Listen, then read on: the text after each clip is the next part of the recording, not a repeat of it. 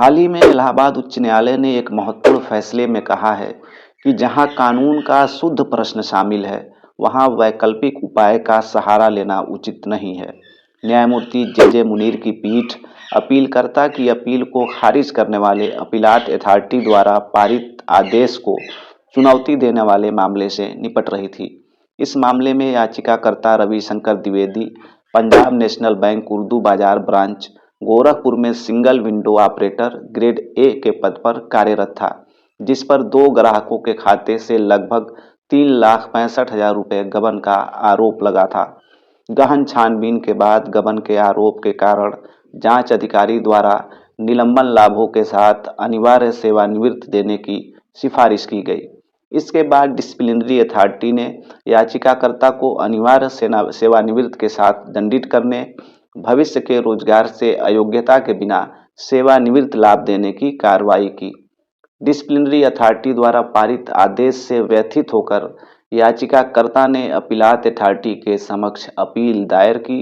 अपीलात authority ने disciplinary authority द्वारा पारित आदेश की पुष्टि करते हुए अपील खारिज कर दी। उपरोक्त आदेश से व्यथित होकर याचिकाकर्ता ने इलाहाबाद हाई कोर्ट का रुख किया। याचिकाकर्ता के वकील मिस्टर मोहम्मद समीउज्जमा खान, जो अपनी उच्च पेशेवर नैतिकता और प्रत्येक मामले के प्रति ईमानदार दृष्टिकोण के लिए जाने जाते हैं, ने डिसिप्लिनरी इंक्वायरी में बड़े पैमाने पर विसंगतियां पाई। उन्होंने डिसिप्लिनरी अथॉरिटी के तौर तरीकों में भी गंभीर विसंगतियों को चिन्हित किया। याची के वकील श्री समीउज्जमा खान ने अपने बहस के दौरान याचिकाकर्ता पर लगाए गए आरोप के बचाव में तर्क दिया कि बैंक ने याचिकाकर्ता के खिलाफ आरोप साबित करने के लिए एक भी गवाह पेश नहीं किया।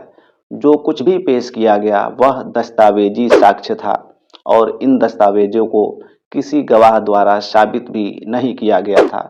मुन्नी देवी और ओम प्रकाश वर्मा के खाते से 3,65,000 रुपये की कथित गबन और उनकी शिकायत बैंक से की गई। बैंक द्वारा जांच बैठाई गई और पाया गया कि 3,65,000 रुपये अलग अलग हस्ताक्षर से निकाले गए हैं, लेकिन याचिकाकर्ता के खिलाफ आरोप साबित करने के लिए दोनों शिकायतकर्ता को गवाह के रूप में परीक्षित नहीं किया गया। याचिकाकर्ता के वकील श्री खान ने बहस के दौरान माननीय सर्वोच्च न्यायालय द्वारा पारित कानून और दिशा निर्देशों को कोर्ट के समक्ष रखा। अपने अपराध या आरोप को स्वीकार करने के याचिकाकर्ता की स्वीकारोक्ति और जांच रिपोर्ट की फाइंडिंग के संबंध में विस्तार से तर्क दिया और बताया कि डिसिप्लिनरी अथॉरिटी के आदेश में यह कहना कि याचिकाकर्ता ने उसके समक्ष व्यक्तिगत सुनवाई में अपना अपराध या आरोप स्वीकार कर लिया था, बिल्कुल गलत है और याचिकाकर्ता द्वारा इसे विशेष रूप से अपीलात अथॉरिटी के समक्ष दायर अपील में एक आधार के रूप में चुनौती दी गई थी और स्वीकारोक्ति से इनकार किया गया था। दूसरी ओर बैंक के विद्वान वकील ने विवादित आदेशों का समर्थन किया। उन्होंने इस बात पर जोर दिया कि डिसिप्लिनरी अथॉरिटी ने रिकॉर्ड पर मौजूद सभी साक्ष्यों पर विचार करने के बाद अनिवार्य सेवानिवृत्ति की सजा दी है और डिसिप्लिनरी अथॉरिटी या अपीलात अथॉरिटी के विवेक पर अपील करना इस न्यायालय का काम नहीं है।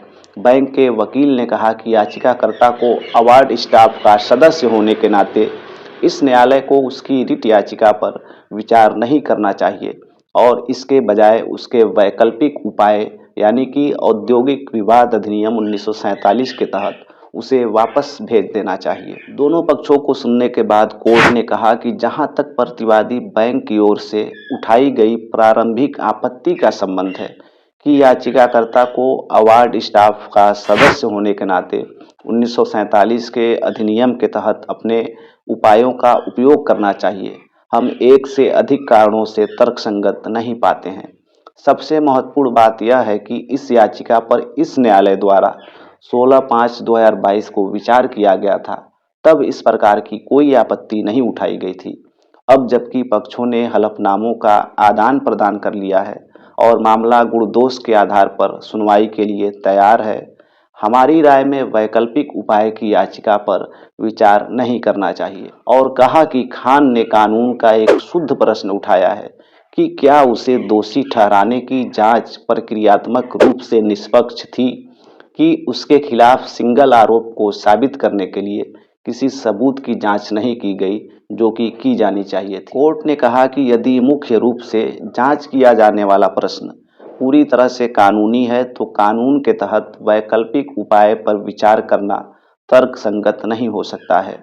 कोर्ट ने कहा कि जहां कानून का शुद्ध प्रश्न शामिल है, वहां सुप्रीम कोर्ट ने डॉक्टर बालकृष्ण अग्रवाल बनाम यूपी राज्य के मामले में एक रिट याचिका पर विचार करने और गुण दोष के आधार पर निर्णय लेने के पक्ष में रुख अपनाया है।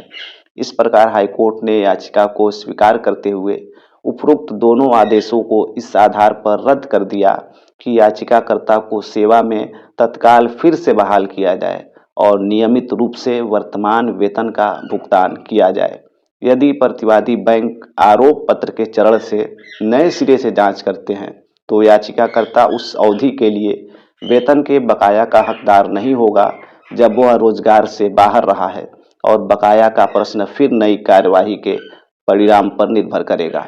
यदि हालांकि कोई कार्यवाही नहीं की जाती है तो याचिकाकर्ता अपने वेतन और अन्य सभी परिलब्धियों के बकाया का 50% पाने का हकदार होगा। इस प्रकार याचिकाकर्ता द्वारा दायर रिट याचिका को स्वीकार कर लिया गया।